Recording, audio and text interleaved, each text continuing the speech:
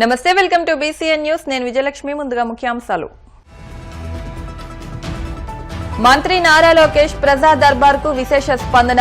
అర్జీలు అందజేసేందుకు క్యూ కట్టిన ప్రజలు.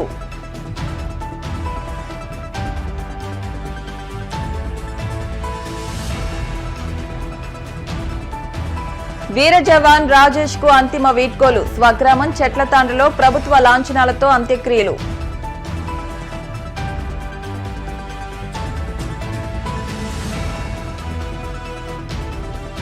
విశాఖ జిల్లా సింహాచలంలో గిరి ప్రదక్షిణకు ఏర్పాట్లు. కలెక్టర్తో కలిసి సమీక్ష చేపట్టిన భీమిలి ఎమ్మెల్యే గంటా శ్రీనివాసరావు.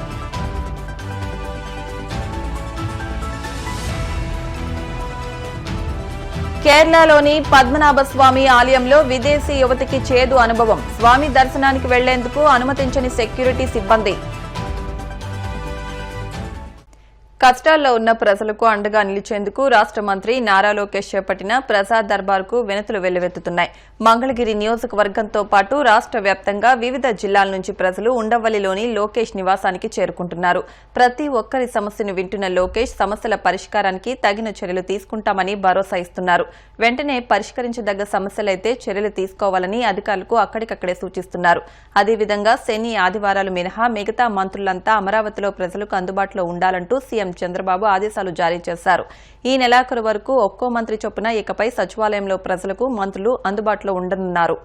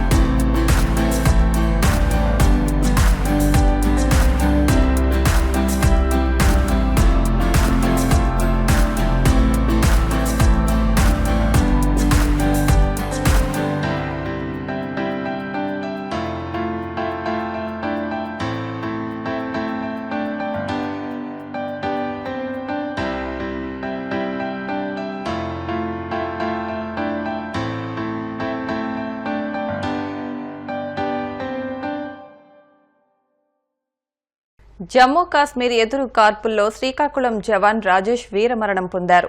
ఉగ్రవాదులు, భద్రతా బలగాల మధ్య ఎదురు కాల్పుల్లో శ్రీకాకుళం జిల్లా జవాన్ రాజేష్ మృతి చెందారు. రాజేష్ ది శ్రీకాకుళం జిల్లా సంతబొమ్మాళి మండలం చెట్లతాండ్ర గ్రామం. 6 ఏళ్లుగా రాజేష్ సైన్యంలో పనిచేస్తున్నారు.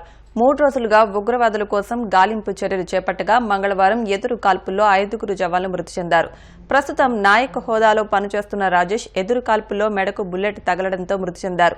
దీంతో మృతదేహాన్ని స్వగ్రామానికి తీసుకొచ్చి అంత్యక్రియలను పూర్తి చేశారు.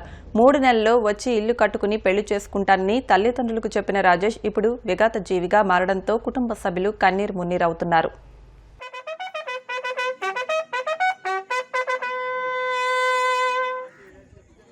Someone got success. 1, 2, 3, 4, 5, 6. Up. 1, 2, 3, 4, 5. 1, 2, 3, 4, 5, 6. Up.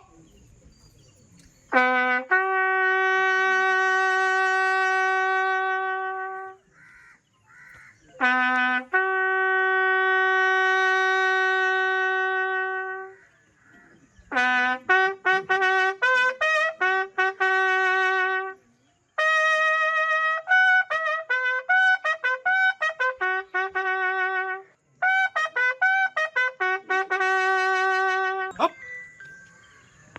Someone got Kalami. Chess.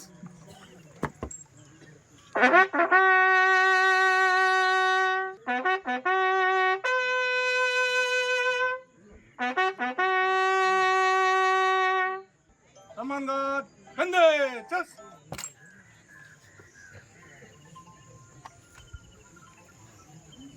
God. Standing loading for this. Sir కొంచెం ఎదురుగా లేచిపోయింది సార్.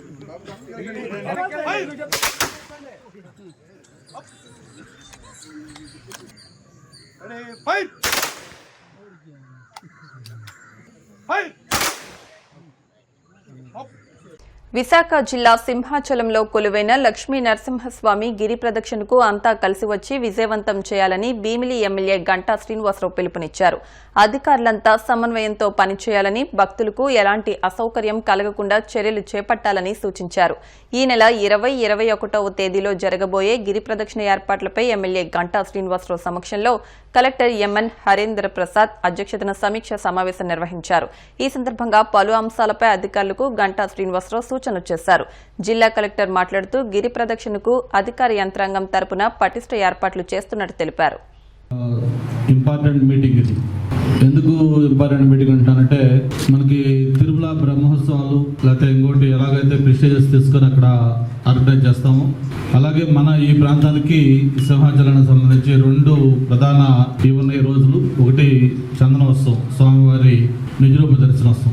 రెండోది గిరి ప్రదక్షిణ. అక్కడికి ఇక్కడికి మనకి తేడా ఏంటంటే, తిరుమల లాంటి ప్రాంతంలో రెగ్యులర్ గా 1,00,000 మంది లేకపోతే 1,50,000 మంది వచ్చినా కూడా దాన్ని ఫీడ్ చేయడానికి, దాన్ని క్యాటర్ చేయడానికి కావాల్సిన ఇన్ఫ్రాస్ట్రక్చర్ రెడీమేడ్ గా అక్కడ ఉంటుంది.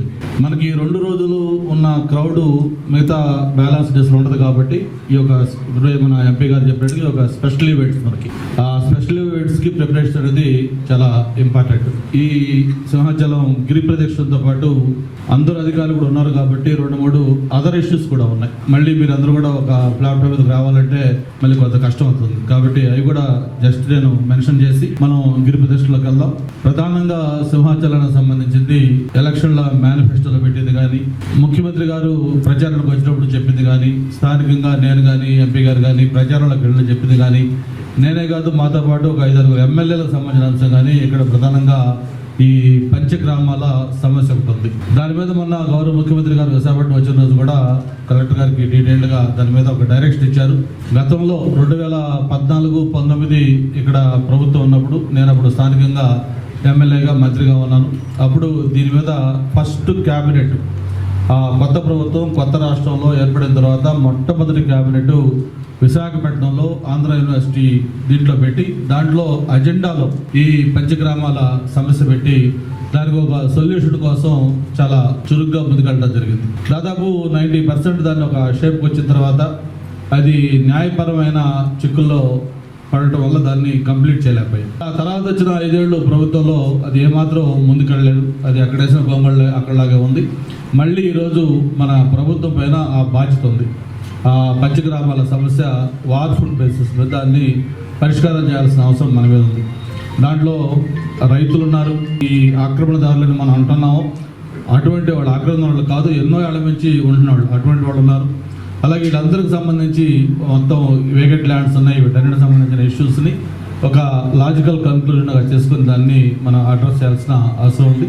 దానికి కలెక్టర్ గారు కోఆర్డినేట్ చేసుకుంటారని, అవసరం వస్తే మన ఎమ్మెల్యేలందరితో కలిపి ఒక మీటింగ్ కూడా పెట్టుకొని దాన్ని గవర్నమెంట్ కూడా తీసుకెళ్ళి దాన్ని అర్జెంటుగా మనం కంప్లీట్ చేయాల్సిన అవసరం ఉంది. మన ప్రభుత్వం ఏర్పడిన తర్వాత వస్తున్న పెద్ద ఈవెంట్ వైజాగ్కి ప్రభుత్వం మీద ప్రజలకు కూడా చాలా ఎక్స్పెక్టేషన్స్ ఉన్నాయి. కాబట్టి ఈ గిరి ప్రదక్షిణలో ఎక్కడా కూడా ఎటువంటి చిన్న లోటుపాట్లు లేకుండా, చిన్న ఇబ్బంది భక్తులు కలగకుండా ఒక మంచి మెమరబుల్ డేగా దీన్ని ఆ గిరి ప్రదక్షిణని కంప్లీట్ చేసుకుందాం. దానికి ప్రజాప్రతినిధులుగా మేమందరం మీకు సహకరిస్తాం. దేవస్థానం ఈఓ గారు వాళ్ళ సిబ్బందికి సార్, డివోటీస్ ఇక్కడ వచ్చే దర్శనం చేసుకొని అదేవిధంగా గిరి ప్రదక్షిణం చేసుకొని వెళ్ళే విధంగా స్మూత్గా కండక్ట్ చేయాల్సిన బాధ్యత వాళ్ళ అందరికీ ఉంది. కాబట్టి దానికి సంబంధించిన బ్యారికేడింగ్ కావచ్చు, మానిటరింగ్ కావచ్చు, ఇక్కడ కొబ్బరికాయ కొట్టుకోవడానికి క్యూ లైన్స్ గతంలో ఉన్నట్టు లేకుండా ఈసారి 100 క్యూస్ దానికోసమే ప్రత్యేకంగా ఏర్పాటు చేయమని చెప్పడం జరిగింది సార్. ఇక్కడ తొలి పవంచాలో మాత్రం కాకుండా ఇంకో సెకండ్ లొకేషన్ వేర్ మనము ఎక్కడ వెహికల్ ఎక్కుతామో ఆ పాయింట్లో కూడా దాదాపు 20 కన్నా ఎక్కువ మనము పాయింట్స్ పెట్టమని చెప్పడం జరిగింది సార్. దీంతో పాటు public address system, proper announcements ఇప్పటికప్పుడు చేసేటట్టు, టెంపుల్లో కూడా కార్యక్రమాలన్నీ కూడా ఏ గంటలకు మొదలవుతుంది, అదేవిధంగా ఎన్ని గంటల దాకా మనము కొనసాగుతుంది అన్నీ కూడా ప్రజలకు తెలియచేయమని చెప్పడం జరిగింది సార్. అదేవిధంగా బస్సెస్ కింద నుంచి పైకి ప్రజల్ని తీసుకెళ్ళడానికి, అదేవిధంగా ఇక్కడి నుంచి మళ్ళీ వెళ్ళిపోయే వాళ్ళు ఎటువంటి ఇబ్బంది పడకుండా ప్రామినెంట్ పాయింట్స్కి ఆర్టీసీతో మాట్లాడి వాళ్ళు త్వరగా ఈ ప్లేస్ క్లియరప్ చేయడానికి కూడా బస్సెస్ ఏర్పాటు చేయడం జరిగింది సార్. ఈ విధంగా అన్ని డిపార్ట్మెంట్స్ మనము ముందస్తుగా చర్యలు తీసుకుంటున్నాం సార్. బై 18th కల్లా పూర్తి స్థాయిలో అన్ని ఏర్పాట్లు కంప్లీట్ చేయమని డైరెక్షన్స్ ఇవ్వడం జరిగింది సార్. సో 19th మళ్ళీ ఒకసారి అందరూ కూడా చెక్ చేసుకొని 20th పూర్తి స్థాయిలో సిద్ధంగా ఉంటామని ఈ సందర్భంగా సభాముఖంగా తెలియజేస్తాం. ఈ గిరి ప్రదక్షిణ సందర్భంగా మొదటి మీటింగ్ పోలీస్ డిపార్ట్మెంట్ తరఫున 3rd జూలై పెట్టడం జరిగింది. ఎంత ఫోర్స్ మనకు అవసరం నిర్ణయించి ఆల్రెడీ డీజీ ఆఫీస్కి రాయడం జరిగింది. బయట నుండి తగినంత ఫోర్స్, అది కాకుండా సెక్యూరిటీ ఎక్విప్మెంట్ అన్నీ వస్తాయి. ఒక ఫాల్కాన్ వెహికల్ కూడా ఇంకొకటి తెప్పిస్తున్నాం నిఘా పెట్టడానికి. రూట్స్లో ఎక్కడెక్కడ సీసీటీవీస్ లేవు అవి గుర్తించి అది ఇన్స్టాల్ చేయడానికి మేము రిక్వెస్ట్ పెట్టాము. అదే మాదిరిగా ఎక్కడెక్కడ లైట్స్ లేవు అక్కడ కూడా లైట్ ఫిట్ చేయడానికి రిక్వెస్ట్ పెట్టడం జరిగింది. పల్నాడు జిల్లా వినుకొండలో దారుణ ఘటన చోటు చేసుకుంది. నడి రోడ్డుపై అంతా చూస్తుండగానే రషీద్ అనే యువకుడిని జిలానీ అనే మరో యువకుడు కత్తితో నరికి చంపేశాడు.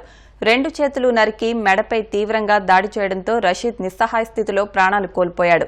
ఈ నేపథ్యంలో దాడికి పాల్పడిన జిలానీని పోలీసులు అదుపులోకి తీసుకున్నారు. ఈ హత్య ఉదంతంపై రాష్ట్రంలో శాంతి భద్రతలకు విఘాతం తలెత్తే అవకాశం ఉందని సర్వత్రా విమర్శలు వెలువెత్తుతున్నాయి. అంతా చూస్తుండగానే ఒక మనిషిని ఇంత దారుణంగా ఎలా చంపగలిగాడనే ప్రశ్నలు తలెత్తుతున్నాయి. ఇకనైనా రాష్ట్రంలో శాంతి భద్రతలకు ఆటంకం కలగకుండా చూసుకోవాల్సిన బాధ్యత ప్రభుత్వంపై ఉందని పలువురు భావిస్తున్నారు. పల్నాడు జిల్లా వినుకొండలో జరిగిన జిలానీ అనే యువకుడి హత్యపై రాష్ట్రపతి ద్రౌపది ముర్ముకు వైసీపీ ఫిర్యాదు చేసింది. ఇప్పుడు కాసేపు ప్రకటనలు.